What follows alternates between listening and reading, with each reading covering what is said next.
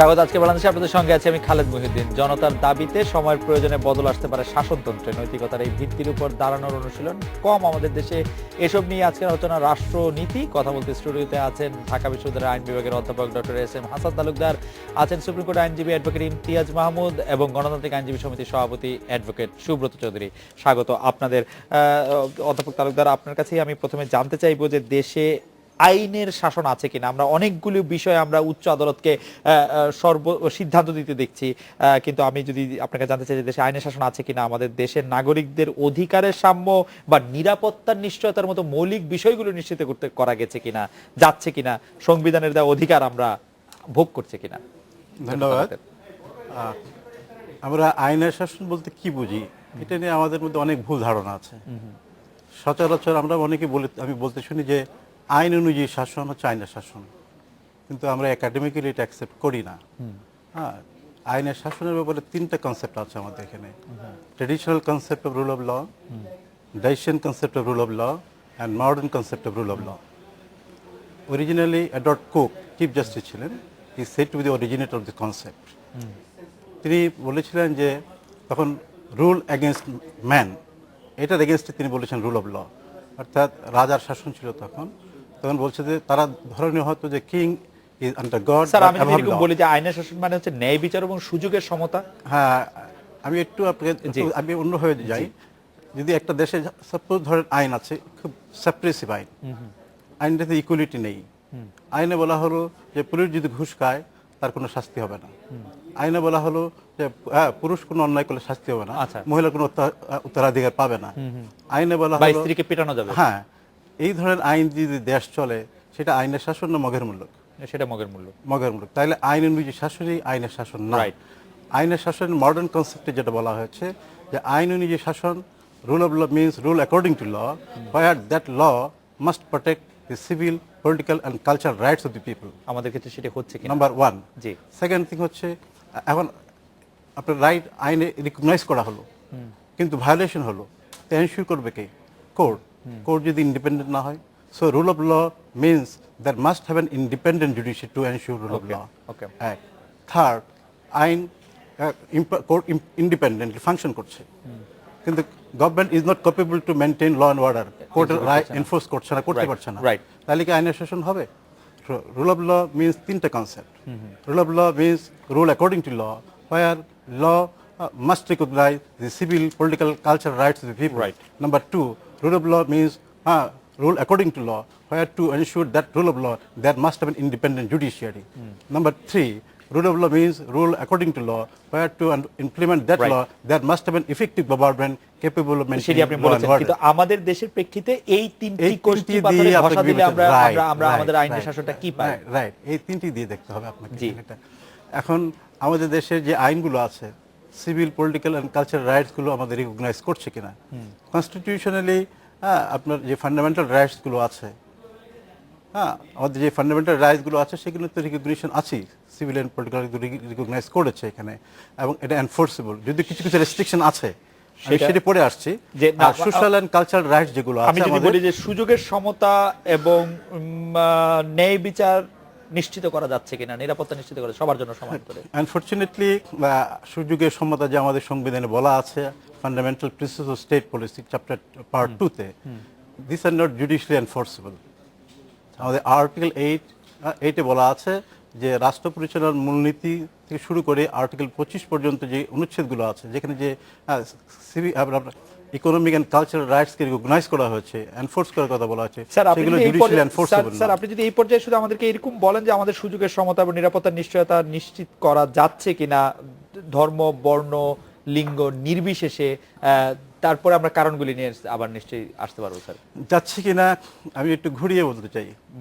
আমরা বলে থাকি we have too many laws but too little justice, we have too many administrations but too little control, we have too many services but too little welfare, we have too many programs but too little development, because implementation টা নেই। ইমপ্লিমেন্টেশনটা আমরা যারা করব, হ্যাঁ, তারা সেইভাবে কাঙ্ক্ষিত মানুষ নই। আইনটা ভালো, ফলাফল ভালো নাও হতে পারে, মানুষগুলো যদি ভালো না হয়। অ্যাডভোকেট ইমতিয়াজ মাহমুদ, এই বিষয়ে আপনার মতামত জানতে চাইবো আমি, ন্যায় বিচার এবং সুযোগের সমতা। ন্যায় বিচার আর সুযোগের সমতা যেটা, ওটা আমাদের এখানে নাই। আমি রুল অফ ল প্রসঙ্গে একটু বলি। ধরুন আমাদের এখানে মানে বলছি তো, আমাদের বাংলাদেশ রাষ্ট্র একটা রাজনৈতিক সমিতি, সকল রাষ্ট্রই হচ্ছে একটা রাজনৈতিক সমিতি। তো ওই রুল অফ ল বলেন, সুযোগের সমতা বলেন, সব কিছু নির্ভর করে ওই রাষ্ট্রটার রাজনৈতিক লক্ষ্যটা কি, রাজনৈতিক দর্শনটা কি, তার উপর। এখন আমাদের সংকট হয়ে গেছে ওই জায়গায় যে আমরা রাজনৈতিক লক্ষ্য একরকমভাবে স্থির করে দেশ স্বাধীন করছিলাম, সেখান থেকে সরে আসছি। এখন ওই এক ধরনের একটা ওই কি বলে অদক্ষ ব্যবসা প্রতিষ্ঠান ব্যবস্থাপনার মতো করে এক ধরনের একটা খিচুড়ির মতো করে একটা দেশ কোনো রকমে চালাচ্ছে। ওই রাজনৈতিক সমিতি বলে বা একটা পলিটিক্যাল ইনস্টিটিউশন বলতে যে রাষ্ট্রের ক্যারেক্টার ছিল, ওইটা রাখি নাই। ফলে এখন আপনি সুযোগের সমতা বলেন বা রুল অফ ল বলেন, সব কিছুই হয়ে গেছে যে শুধুমাত্র ওই যে গোষ্ঠীগুলি রাজনৈতিক ক্ষমতা দখল করে রাখে, ওদের সুবিধা মতো যেটা হয় সেটা আপনি পাবেন, আর ওদের সুবিধা মতো যেটা না হয় সেটাও পাবেন। এটা আমাদের সর্বক্ষেত্রে। আপনি যে ওই স্যার বললেন যে ওই ফান্ডামেন্টাল রাইটসের কথা, কথা সর্বক্ষেত্রে। আমরা একটা সেকুলার রাষ্ট্র বানাবো বলে ওই যুদ্ধ করলাম, সেই 48 থেকে সংগ্রাম করলাম, করে সেকুলার রাষ্ট্র তৈরিও করলাম। করার পরে মাঝখান দিয়ে আমরা ওই সেকুলার ক্যারেক্টারগুলো একটা করে কেটে দিলাম। দেওয়ার পরে আবার পরবর্তীতে এই সর্বশেষ এটা 15th অ্যামেন্ডমেন্ট, ধর্ম নিরপেক্ষতা বলছি, আবার রাষ্ট্রধর্ম বলছি, আবার বিসমিল্লাহ বলছি। এখন যেটা হয়ে গেছে যে রাষ্ট্রীয় আদর্শ যেহেতু ঠিক, তাই একটা কার্যকর গণতান্ত্রিক চর্চাও নাই সর্বক্ষেত্রে। গণতান্ত্রিক চর্চা মানে যে ইলেকশন হলো জিতে আসলো সেটা না, সর্বক্ষেত্রে গণতন্ত্র, একদম স্থানীয় সরকার থেকে শুরু করে সব সিদ্ধান্ত গ্রহণে গণতান্ত্রিক পার্টিসিপেশন। সেটা যদি না থাকে তাহলে যেটা হয় যে ওই যে এই অধিকারের সমতা বলেন, অসমতা বলেন, সব কিছু নির্ভর করে শাসকদের উপর। কারণ আমি যদি ক্ষমতায় পার্টিসিপেট করতে না পারি, আমি যদি সিদ্ধান্ত গ্রহণে পার্টিসিপেট করতে না পারি, আমি যদি বিচার প্রশাসনে পার্টিসিপেট করতে না পারি, জনগণ, তাহলে আর আমার অন্য সুযোগ সুবিধা কি সাম্য থাকবে?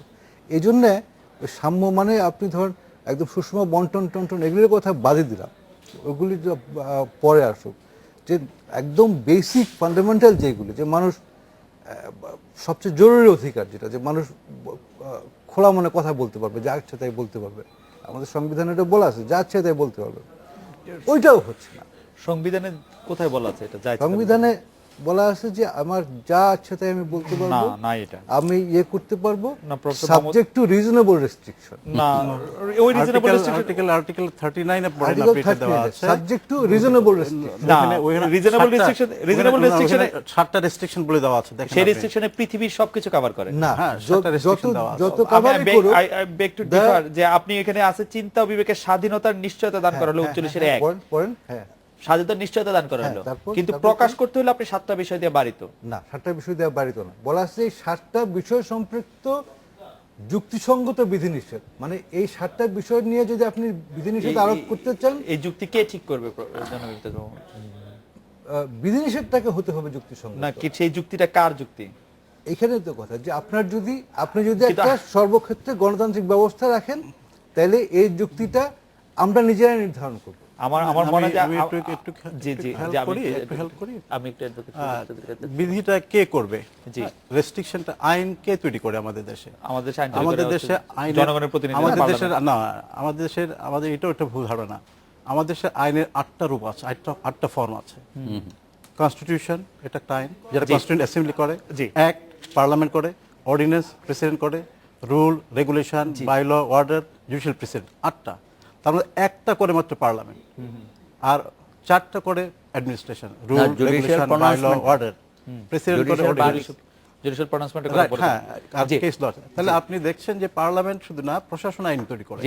এখন এইটা প্রশাসন যখন না, করে আমরা- তখন তার ডিসক্রিপশন উপরে চলে যায়, আমরা- পার্লামেন্ট যখন করে তার আমরা ডিসক্রিপশন আমরা একটু চলে যায়। দূরবর্তী ইয়েতে চলে যাচ্ছি। অ্যাডভোকেট সুব্রত চৌধুরী, আমি একটু এই যে আমাদের নাগরিক অধিকারের সাম্য এবং নিরাপত্তা নিশ্চয়তা সম্পর্কে জানতে চাইছিলাম, এবং জনাব ইমতিয়াজ মাহমুদের সাথে আমি একটু দ্বিমত পোষণ করি যে আমাদের সংবিধান আসলে চিন্তা ও বিবেকের স্বাধীনতা নিশ্চয়তা দেওয়া হয়েছে, প্রকাশের স্বাধীনতা দেওয়া হয়নি।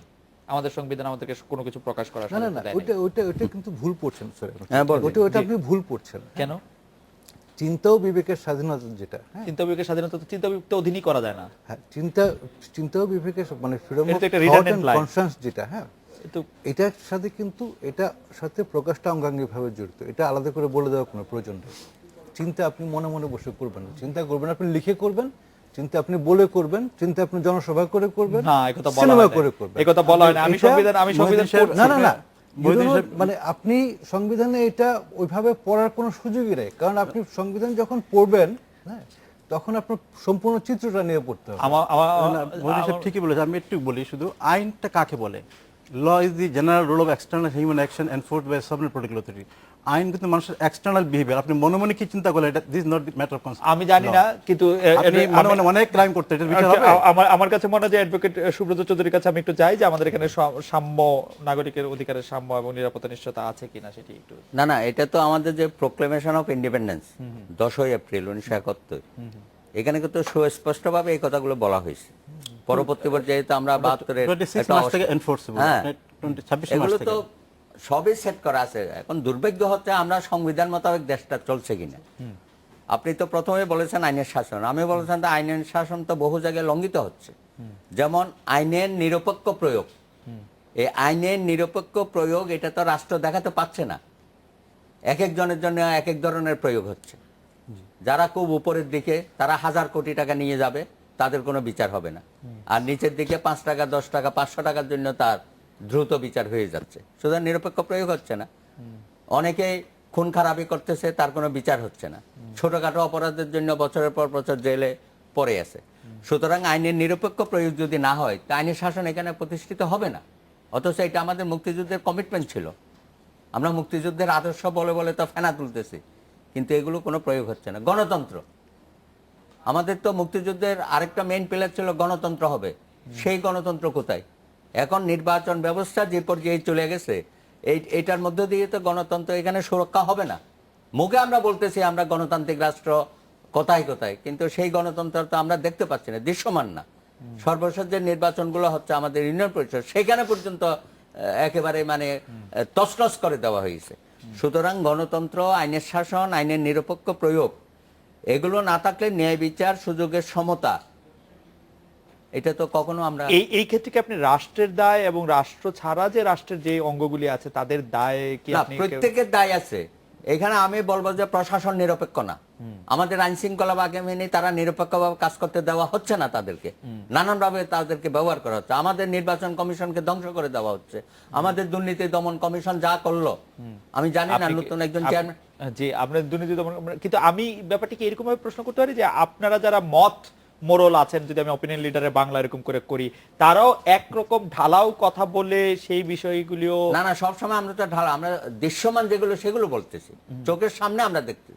আজকে এই যে তনুকে নিয়ে যে সারা বাংলাদেশ উত্তাল হয়ে গেল, এটা এতদিন লাগবে কেন?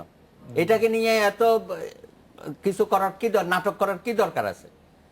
যে অপরাধী সেটাকে চিহ্নিত করে দ্রুত তার একটা ব্যবস্থা করতে হবে। সেটা কি সেটা প্র্যাকটিক্যালি সম্ভব আসলে?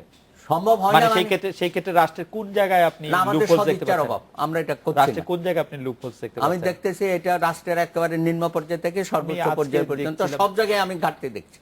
আপনি সব জায়গায় ঘাটতি ঘাটতি দেখছেন। আমি অবশ্য এই বিষয়টি নিয়ে আবার একটু কথা বলতে আসবো। আমরা একটা বিরতি নিয়ে আসি। আমি প্রফেসর তালুকদার এবং জনাব ইমতিয়াজ মাহমুদ, অ্যাডভোকেট ইমতিয়াজ মাহমুদের কাছে জানতে চাইবো যে আপনারা এই বিষয়টিতে একমত কিনা যে সব বিষয়ই অ্যাডভোকেট সুব্রত চৌধুরী আসলে ঘাটতি দেখছেন, বা অধিকাংশ বিষয় যদি আমরা এরকম করে বলি যে ঘাটতি দেখা যাচ্ছে। আমরা একটা বিরতি নিয়ে আসছি আপনার কাছে।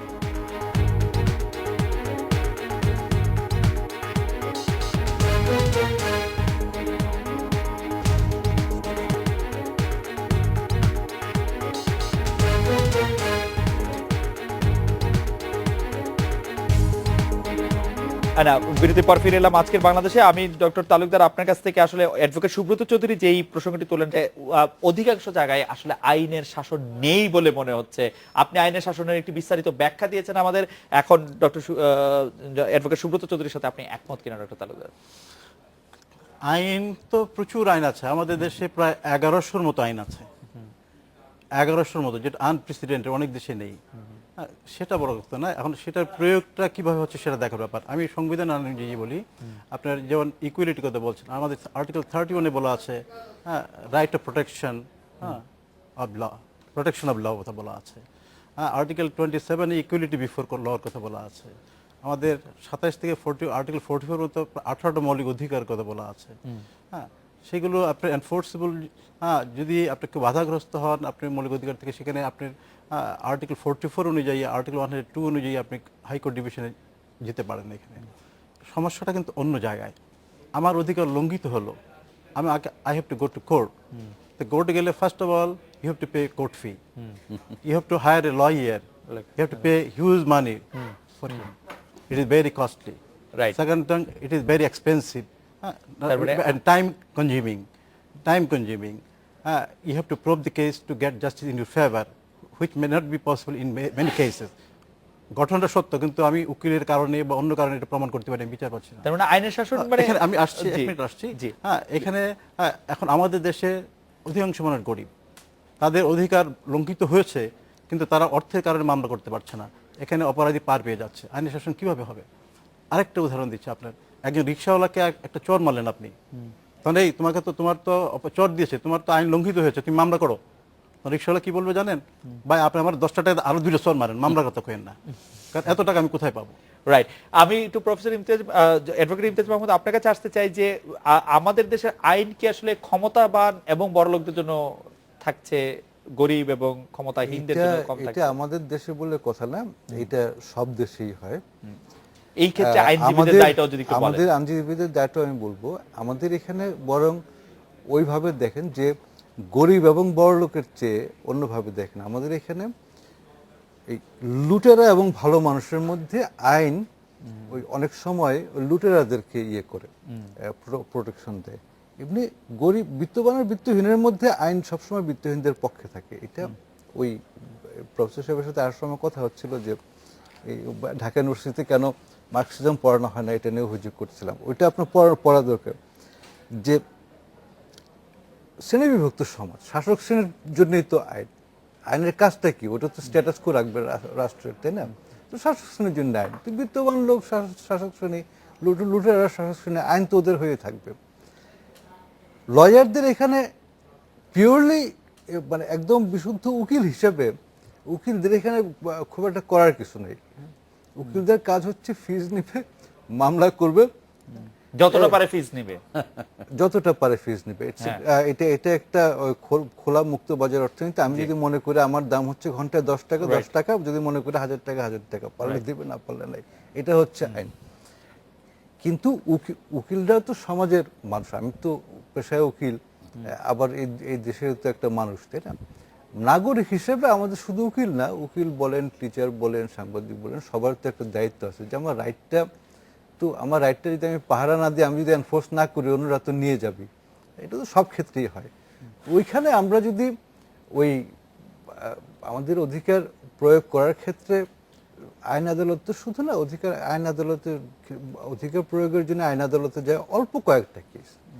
বেশিরভাগ ক্ষেত্রে অধিকারগুলি আমার লঙ্ঘিত হয় নির্বাহী কর্তৃপক্ষের দ্বারা অথবা অন্য নাগরিকদের দ্বারা, এবং 1000টার মধ্যে 990টা ঘটনা, অধিকার বঞ্চনার ঘটনা, আদালতে যায় না। আচ্ছা, বাকিগুলি এমনি বঞ্চিতরা বঞ্চিত হয়ে চুপচাপ বসে থাকে, মাঝে মাঝে আউটবার্স্ট। আমার মনে হয় যে অ্যাডভোকেট ইমতিয়াজ মাহমুদ একটা খুব ইন্টারেস্টিং পয়েন্ট তুলেছেন। অ্যাডভোকেট সুব্রত চৌধুরী, আপনি রাষ্ট্রের দায়ের কথা বলছিলেন, কিন্তু আবার এখানে নাগরিকদের দায়ও আসছে, যে নাগরিকরা যে আসলে আইন ভাঙে এবং অন্যের অধিকার হরণ করে, সেই ক্ষেত্রে আপনার বিবেচনা কি? নাগরিকরা আসলে অসহায়, কারণ নাগরিকরা তো সব সময় তারা চাইবে তারা রাষ্ট্র তাদের প্রোটেকশন দেবে। সেই প্রোটেকশনের ক্ষেত্রে প্রথম তৃণমূল থেকেও ধরি, সেখানে যদি যারা লুটেরা নাগরিক বা যারা ক্ষমতাবান নাগরিক, যারা দুষ্ট নাগরিক, না ওরা তো পুরা রাষ্ট্রযন্ত্রই দখল করে আছে। আচ্ছা, হ্যাঁ, দুর্বৃত্তরা তো এখন রাষ্ট্র সব জায়গায় না, নাগরিকদের, আমি নাগরিকদের আমি মধ্যে সাধারণ দুর্বৃত্ত নাগরিকের অংশ, কথা সাধারণ নাগরিকদের দুর্বৃত্ত অংশটা, সাধারণ নাগরিকদের মধ্যে কি দুর্বৃত্ত সাধারণ অংশটা? নাগরিকদের দুর্বৃত্ত অংশ এটা বলা যাবে না, বলা যাবে না। একেবারে সাধারণ মানুষ তারা কিন্তু স্বার্থপর অংশ। হ্যাঁ, হ্যাঁ। ওইটা বোকা- হচ্ছে বোকা একটা অংশ বলে। উপরের শ্রেণীর লোকজন, যারা বঙ্গবন্ধু বলেছিল যে সাদা কলারের লোকজন তারাই বেশি অপকর্মের মধ্যে যুক্ত হয়ে যায়, উনি তো এটা বলেছেনই। তা এখন কথা হচ্ছে, এখন সাধারণ মানুষ, আমরা যে লক্ষ্যে বাংলাদেশ প্রতিষ্ঠা হয়েছে সেই লক্ষ্যটাই ছিল সাধারণ মানুষের ভাগ্য উন্নয়ন করা। হ্যাঁ, কিন্তু সে ভাগ্য উন্নয়ন এখন আস্তে আস্তে এটা অনেক দূরবর্তী হয়ে যাচ্ছে। সত্যি কি তাই? মানে আপনারা সেই জন্য বাংলাদেশ স্বাধীন করেছিলেন না সেটা শুধু এখন কথার কথাই? আসলে আমরা ঠিক বুঝতে না পারি না না, এটা তো আপনারা শুধুই সাধারণ মানুষের ভাগ্য উন্নয়নের জন্য বাংলাদেশ মানে করতে- টোটাল বাংলাদেশের আর কি। মানে তার সেটাকে মধ্যে আপনাদের সাধারণ লক্ষ্য? মানুষ মানে কৃষক, জেলে, তাঁতি, কুমার, বঙ্গবন্ধু তো এগুলো সব সময় বলেছেন তার বক্তৃতার মধ্যে, কিন্তু আমরা এগুলো সব ভুলে গেছি। বঙ্গবন্ধুর আদর্শের কথা বলি, স্বপ্নের কথা বলি, কিন্তু আমরা অনেক দূরে গেছি। আমরা এক শ্রেণীর মানুষকে নিয়েই এখন সমাজ, আমরা রাষ্ট্র পরিচালনা করছি। হ্যাঁ, আমি তো একটু দ্বিমত করি হ্যাঁ, আপনার সাথে। বলুন। এখানে দ্বিমতটা কোথায় করি, এই যে বলছে যে ওই রাষ্ট্র প্রোটেকশন দিচ্ছে না, রাষ্ট্র এটা করছে না, রাষ্ট্র এটা করছে না, এটা হচ্ছে একটা অ্যাপ্রোচ যে রাষ্ট্র আমাকে সুরক্ষা দিবে, রাষ্ট্র আমাকে সুযোগ দিবে, রাষ্ট্র আমাকে সমান করে দিবে। আমরা কিন্তু ওই অ্যাপ্রোচ, ওই যে বললেন না যে মানে দেশটা স্বাধীন করছে, আমরা কিন্তু স্বাধীনতার পর সময় বা স্বাধীনতা মুক্তিযুদ্ধের সময় বা তার আগে মুক্তি সংগ্রাম বলি, সংগ্রামের সময় যে স্পিরিটটা নিয়েছিলাম সে তাতে কিন্তু ওই রাষ্ট্র আমাকে করে দেবে সেই অ্যাপ্রোচ আমরা নিইনি। আপনি বলতে পারবেন বা আরো ভালো বলতে পারবেন যে আমাদের দেশের কনস্টিটিউশনে এটা নাকি একটা অভিনব জিনিস, সপ্তম অনুচ্ছেদ, তারপর সামনে সংবিধান আছে, হ্যাঁ, যে কি যে এটা ক্ষমতার মালিক। এক বাক্যে বলতে গেলে প্রজাতন্ত্রের মালিক জনগণ। জনগণ। তো আমি হলাম প্রজাতন্ত্রের মালিক, এখন আমি একে ওকে দোষ দিব, ভাই তুমি তো আমার সেই অধিকার, মালিককে তো ক্ষমতাহীন করে রাখা না না হয়েছে। ক্ষমতাহীন, ভাই, আমার ক্ষমতাকে আমার দারোয়ান হ্যাঁ, যদি বলতে আমার পারেন যে ক্ষমতা আমরা নিয়ে যায়, মালিকরা আমার কেন কি দাঁড়াচ্ছি না, সেটা বলেন। হ্যাঁ, আপনার অধিকার আপনি ক্লেম না করলে পরে অন্যরা তো নিয়ে যাবে। অ্যাডভোকেট সুব্রত চৌধুরী বলছেন যে উদ্দেশ্যে আমরা বাংলাদেশ স্বাধীন করেছিলাম সেই উদ্দেশ্য থেকে আমরা অনেক দূরে অনেক সরে দূরে আসি। সরে গেছি। কিন্তু সেই দূরে সরে আসাটা কি আমাদের রাজনৈতিক অস্তিত্ব টিকিয়ে রাখার জন্য আমাদের সবারই দরকার হয়ে পড়েছে? কারণ আমরা নাগরিকরা সেটাই সবচেয়ে ভালো পছন্দ করছি। না, গত কয়েক দশক ধরে তো আমরা সেটাই দেখছি। যারাই ক্ষমতায় যাচ্ছেন, তারা যাদের কারণে ওনারা ক্ষমতায় যান তাদের কথা তারা ভুলে যান, তারা অন্য কিছু করেন। হ্যাঁ, তা এখন সেই কারণে কিন্তু আমরা তো তাদেরকেই পছন্দ করি বেশি। আমাদের সেটা দায়টা বলা যাবে না। না, আমাদের না, আপনি এটা না বলতে পারেন, কিন্তু কিন্তু দুটি বড় দল যদি আমি বলি, আওয়ামী লীগ এবং বিএনপি, বাংলাদেশের বেশিরভাগ মানুষ তাদেরকে পছন্দ করে। সেটির ব্যাপারে আপনার দুই দল মিলে 90% ভোট পায়, এটা আপনি দুইটা কিভাবে মিলে বলবেন? 90% ভোট পায়, যে কোনো জায়গায় পাবে। যেহেতু তাদের সামনে তো আর কিছু নাই। না না, তাদের সামনে আর কিছু নাই মানে কি, আর কিছু যারা থাকে তারা তো কখনো সামনে আসে না। মানে এমন ভাবে বিভক্ত করে রাখা হয়েছে, এখানে অন্য কিছু করারও কোনো সুযোগও থাকে না অনেক সময়। কে রাখছে? এই যে পাওয়ার পার্টিরা আর কি, না মানে এই বিভক্তির দায়, মানে আমার কাছে খালি মনে হয় যে আমরা জনগণকে কেন এই দায় থেকে এত মুক্তি দিয়ে রাখি, যে আমরা জনগণরা তো দায়টা কেন নেই না, আমরা কেন বলি যে শুধু রাজনীতিবিদরা দায়ী। সুব্রত চৌধুরী, আপনিও জানেন যে আপনি তো মানুষের কাছে যান, মানুষ আপনাকে না শুনে যদি একজন আওয়ামী লীগকে শুনে তো আপনি তো সেটাকে, একজন বিএনপি কে শুনে তো না না, সেরকম তো সমান সুযোগ তো পাওয়া যাচ্ছে না। কারণ এমন ভাবে সিস্টেমগুলো করে রেখেছে যে পার্টি ইন পাওয়ার বা যারা পার্টি পাওয়ারে যাবে এর বাইরে আর কিছু মানুষকে চিন্তা করার কোনো সুযোগই দিচ্ছে না। আমি সবচেয়ে বলবো, আজকে আমাদের ছাত্র রাজনীতিটা কেন এই অবস্থা হলো? আজকে 60-এর দশকে বা 70-এর দশকেও যারা ছাত্র রাজনীতি করেছে বা আমরা করেছি, আমরা তো দেখেছি কি আদর্শবান ছেলে মেয়েরা বেরিয়েছে ওখান থেকে। হ্যাঁ, তাদের কি স্বপ্ন ছিল, আদর্শবান, তারাই তো এখন বাংলাদেশের সবচেয়ে বড় বড় লোক।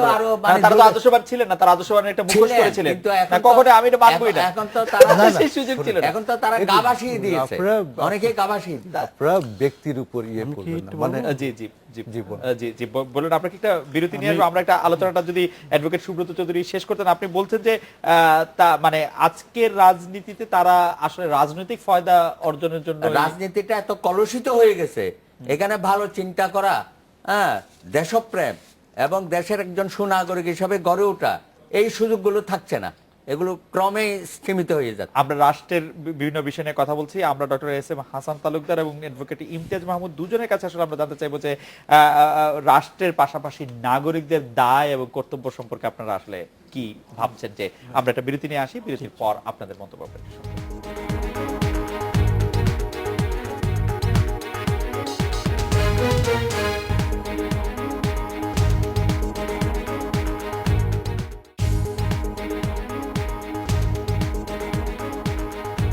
আজকের বাংলাদেশ।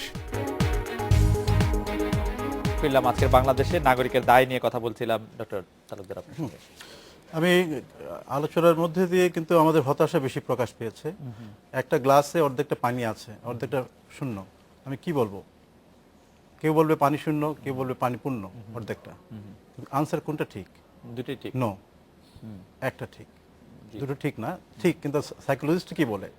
একজন হলো অপটিমিস্টিক, একজন হলো পেসিমিস্টিক।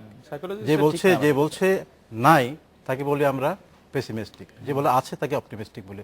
এখানে আমাদের কালচারটা, আমরা এত হতাশ হতে চাই না। আমি আমাদের ফার্স্টে আসছি আমাদের ক্রাইম, হ্যাঁ, অপরাধ ব্যাপারে আমরা white colour crime and blue colour crime. আমাদের দেশে আপনি স্ট্যাটিস্টিক্স নিলে ব্লু কালার ক্রাইমের সংখ্যাটাই বেশি হবে, হোয়াইট কালার ক্রাইমটার সংখ্যা কম, যদিও উচ্চবিত্তরা করে থাকে। তো ওরা আইনে পার পেয়ে যায়, উনি যেটা ঠিকই যথার্থ বলেছেন। আর নাগরিক দায়িত্ব আমাদের সংবিধানের দুটো জায়গায় স্পষ্ট করে বলা আছে। আর্টিকেল 21 পড়ে দেখেন, সেখানে বলা আছে সংবিধান মান্য করা, আইন মান্য করা, হ্যাঁ, এবং নাগরিক দায়িত্ব পালন করা প্রত্যেক নাগরিকের কর্তব্য, স্পষ্ট করে বলা আছে। এবং প্রেমবলের পাড়া 5-এ বলা আছে রাষ্ট্রের নাগরিকের দায়িত্ব কি। আমরা রাইটের কথা বলছি, কিন্তু আমাদের ডিউটি পালন করতে হবে। রাইট অ্যান্ড ডিউটি দুটো কিন্তু অবিচ্ছেদ্য। আমরা কি সেটি পালন করছি, সেটা আমাদের বিবেচনায় আনতে হবে। আর দ্বিতীয়ত হচ্ছে যে আমরা রাজনীতিবিদকে ধরছি। এই দেশের রাজনীতিবিদদের অর্জন কিন্তু আছে, এত হতাশ হওয়ার কোনো কারণ নেই। শুধু রাজনীতিবিদ কেন, আমরা অমানুষ, সাংবাদিকরা ধূর্ত, কবি সাহিত্যিকরা মেরুদণ্ডী, শিক্ষকরা জ্ঞান পাপী, হ্যাঁ, ডাক্তারের স্বাভাবিক, আইনজীবীরা নির্মম নিষ্প্রাণ। এই যে সোসাইটি ক্রিম, তাদের সমালোচনা 10 থেকে 15 বছর পত্রিকা পড়েন, দিস আর ট্রু, মোরালেস ট্রু। আপনি শুধু রাজনীতি ধরবেন কেন? ভালো কোন পেশাটাই আমরা আছি। রাইট। জনাব ইমতিয়াজ মাহমুদ, আপনার কাছে নাগরিকের দায় এবং দেখেন, এটা হতাশার বিষয় না বা ওই ইয়েরও বিষয় না, হচ্ছে গ্লাস ভরা বলার বিষয়। গ্লাস ভরা খালি বলার বিষয় না। আমার যদি ওই হার্টে 2টা ব্লক থাকে 4টা ইয়ের মধ্যে, তাহলে 2টা ব্লক আছে, এটা আমার হিসাব করে বুঝে নিতে হবে, নাহলে আমার ব্লকটা ভালো হবে না। সুতরাং এটা এখন আপনি মতামত থাকে, এটা থাকে। কিন্তু নাগরিকের অধিকারের ব্যাপার যেটা দেখেন, দায়িত্বের ব্যাপার যেটা, যে একটু করেই বলি, এর সপ্তাহ মনে উচিত বললাম না যে আর্টিকেল 7 এর কিন্তু আরেকটা মানে আছে। একটা মানে তো হচ্ছে যে প্রজাতন্ত্রের মালিক জনগণকে প্রজাতন্ত্রের মালিক করে দিলাম, এটা একটা গ্লোরিফাই করা। এটার আরেকটা দেয়া, সেটা হচ্ছে জনগণের হাতে একটা অধিকার প্রদান করা, যে তুমি যেহেতু প্রজাতন্ত্রের মালিক, এটা যদি ঠিক মতো না চলে, তাহলে তুমি প্রজাতন্ত্রের কর্মকর্তা এবং নির্বাহী বা বিচার বিভাগ বা ওই সামরিক বিভাগ যা আছে, ওদেরকে ইচ্ছে করলে শায়েস্তা করতে পারো। আমরা ঠাট্টা করে বলি লয়ার নিজেদের মধ্যে, কিন্তু এটা জুরিসপ্রুডেন্সিয়ালও ঠিক এবং দার্শনিকভাবেও ঠিক।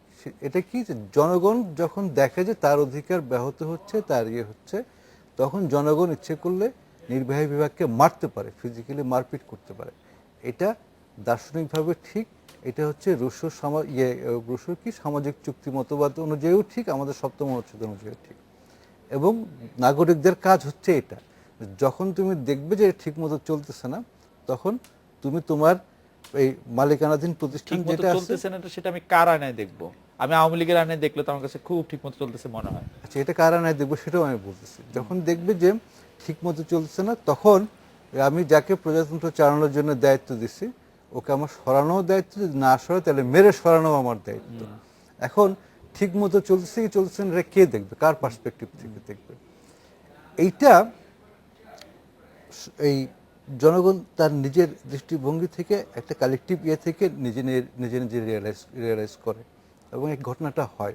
একটা পর্যায়ে গিয়ে কিন্তু মানুষ ছোট্ট একটা স্ফুলিঙ্গ থেকে কিন্তু বার্স্ট করে না, সেইটা করে, কিন্তু কার জায়গা থেকে সে মনে করবে যে এটা ঠিক করে দেখছি না?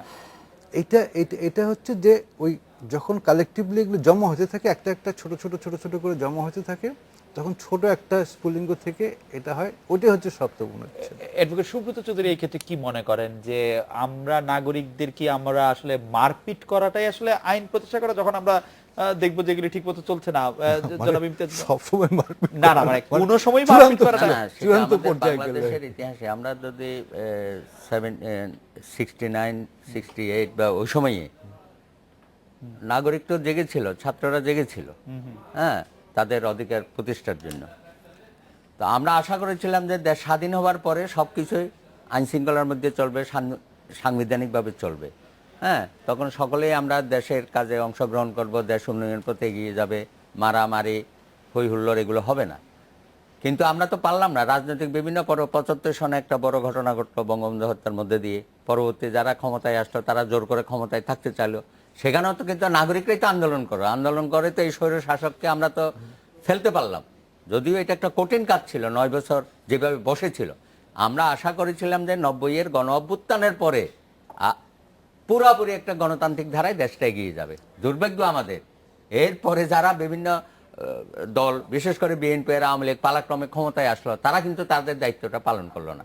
তারা নাগরিকদের যে ক্ষমতায়ন, সেখানে একটা আমাদের বিচ্যুতি ঘটেছে। তারা কেউ চায় না নাগরিকরা ক্ষমতায়ন হোক এবং সমান অধিকার ভোগ করুক। তারা একটা পার্টিয়ার কি অর্থাৎ দলবাজের মধ্যে পড়ে গেল।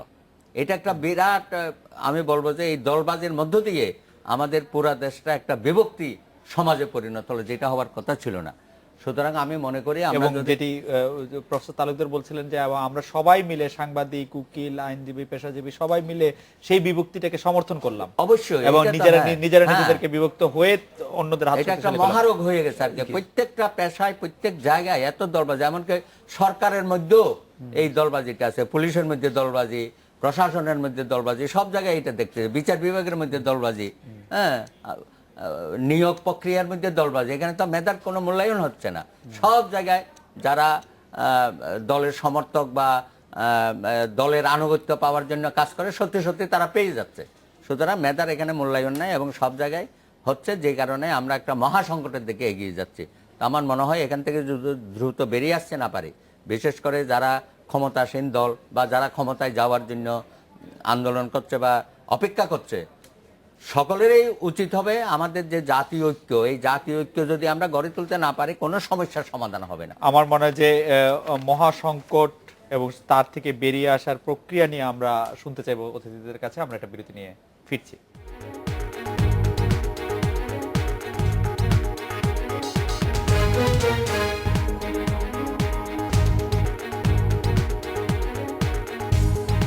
ফিরে এলাম আজকের বাংলাদেশে। অধ্যাপক তালুকদার, আপনার কাছে আমরা জানতে চাইবো যে সংকটের কথা বলতেন, সেই সংকট থেকে উত্তরণের জন্য আপনি কি উপায় দেখেন, এবং সংকটটি এত গভীর সংকট কিনা, যতটা গভীর অ্যাডভোকেট সুব্রত চৌধুরী বলছেন। সংকটগুলো কোন দিকে আগে আইডেন্টিফাই করতে হবে। আমরা যদি প্রথমে আসি, রাজনীতি অঙ্গনে আসি, এই মুহূর্তে সবচেয়ে বড় সমস্যা হচ্ছে আমাদের দেশে অবাধ নিরপেক্ষ নির্বাচন অনুষ্ঠান করা সবচেয়ে বড় সমস্যা। আমাদের যে মেকানিজম আছে সেখানে এটি সম্পূর্ণ অনুপস্থিত এবং নির্বাচন ব্যবস্থা ভেঙে পড়েছে। আমি শুধু ভূমিকা না দিয়ে বলছি, যদিও আমরা সামরিক শাসন কবলমুক্ত হয়েছে, কিন্তু গণতন্ত্র বিকশিত হয়েছে এটি বলবার কোনো সুযোগ এখন পর্যন্ত নেই। আমরা যদি প্রশাসনে আসি, আগে প্রশাসনে আপনি জানেন চিফ এক্সিকিউটিভ ছিল সচিব, আমাদের রুলস অফ বিজনেস চেঞ্জ করে এখন চিফ এক্সিকিউটিভ একদম রাজনীতিবিদ, গণপ্রতিনিধি এসছে, কিন্তু সেখানে দলীয়করণ বেড়েছে, দুর্নীতি বেড়েছে। আমরা যদি আসি অর্থনীতিতে, আমাদের অনেক সূচকে আমরা অর্থনীতি এগিয়েছি, কিন্তু মানুষের ব্যবধান বেড়েছে, সেটি চিন্তিত করেছে আমাদেরকে। আমরা যদি সামাজিক সাংস্কৃতিক ক্ষেত্রে আসি, আমরা অনেক সূচকে অনেক এগিয়েছি, কিন্তু আমাদের মধ্যে কুসংস্কার এবং সামাজিক অবক্ষয় মারাত্মকভাবে বেড়ে গেছে। প্রতিনিয়তই যে আমরা হত্যাকাণ্ড দেখছি, বীভৎস ধর্ষণের ঘটনা দেখছি, এগুলো আমাদেরকে বিব্রত করে। এইগুলো হচ্ছে আমাদের সবচেয়ে বড় সমস্যা। আর এটির সমাধান এক একটা অঙ্গনে যদি আমি বলতে চাই তাহলে অনেক সময় লাগবে, এই সময় আপনি আমাকে দিবেন না। হ্যাঁ, তো এটা ব্যাপক আলোচনার ব্যাপার। তবে আমি মনে করি যে আমাদের যারা রাজনীতিবিদ আছে, সমাজবিদ আছে, সমাজে আলোকিত মানুষ আছে, জনগণ আছে, প্রত্যেককে আজকে এই সমস্যাগুলো গভীরভাবে চিন্তা করতে হবে এবং হতাশ না হয়ে আশাবাদী সমাধানের পথ খুঁজতে হবে। এই যে বিশৃঙ্খলা, আমি মনে করি এই বিশৃঙ্খলা নয়, শৃঙ্খলা ফিরে আসার একটি সূচনা হোক, প্রসব বেদনা হোক। এই ধ্বংস নয়, সৃষ্টির প্রসব বেদনা হোক। আমরা আশাবাদী হতে চাই। এবং আর বিশেষ করে সবচেয়ে বড় যে জিনিসটা আমি বলতে চাই, নির্বাচনের ব্যাপারে আজকে আমাদের অবাধ, সুষ্ঠু, নিরপেক্ষ নির্বাচনের ব্যাপারে যে একটা মেকানিজম দরকার আমাদের, এবং এই মেকানিজম ব্যাপারে আমাদের রাজনীতি বোধগুলোর মধ্যে অবিলম্বে আলোচনা করা প্রয়োজন এবং একটা সুষ্ঠু সমাধান আসা প্রয়োজন। আপনাকে ধন্যবাদ।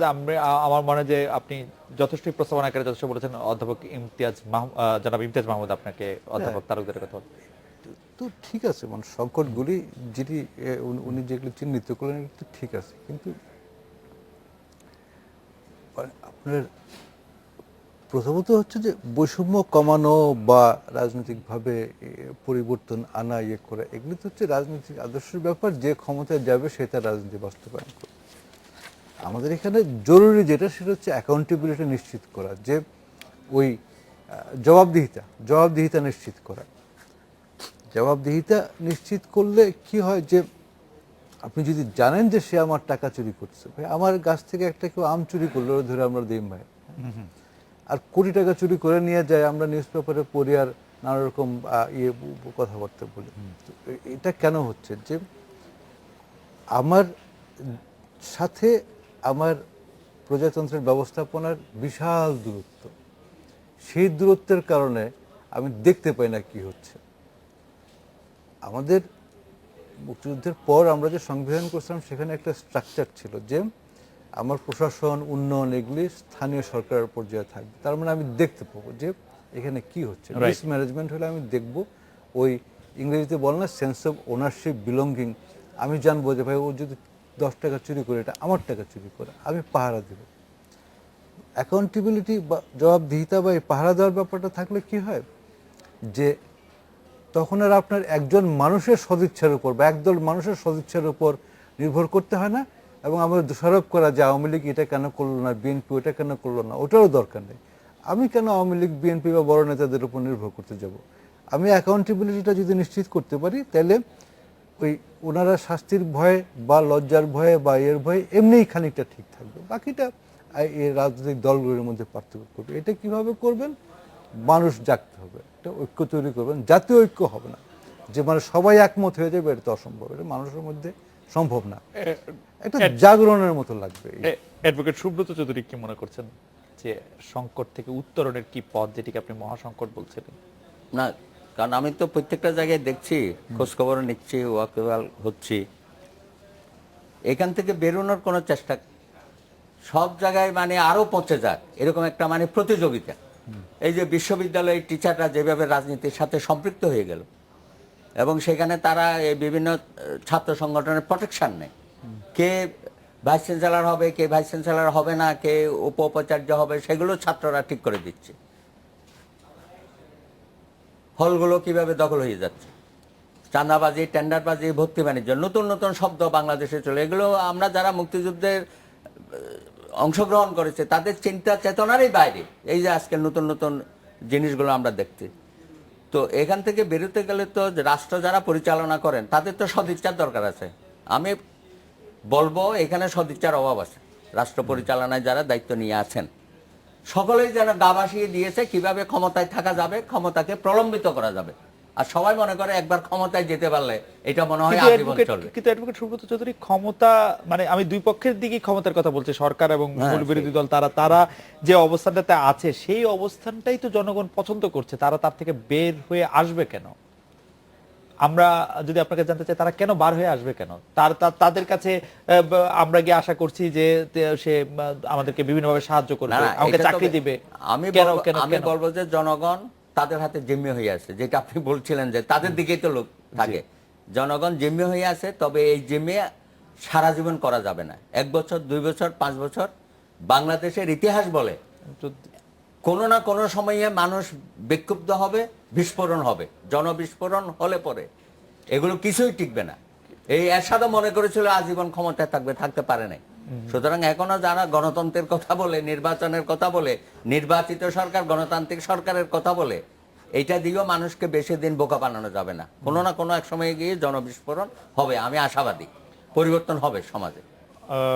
প্রফেসর তালুকদার, আমরা 20 সেকেন্ড আপনাকে শুনতে পারবো, আপনি কি একটি লাইন বলবেন কিনা? যে আমি শুধু বলবো যে man is the architect of this material world. আচ্ছা, হ্যাঁ, কিন্তু ইতিহাসে দেখা যায় এই পৃথিবী গড়ার পিছনে সকল মানুষের সমান অবদান নেই।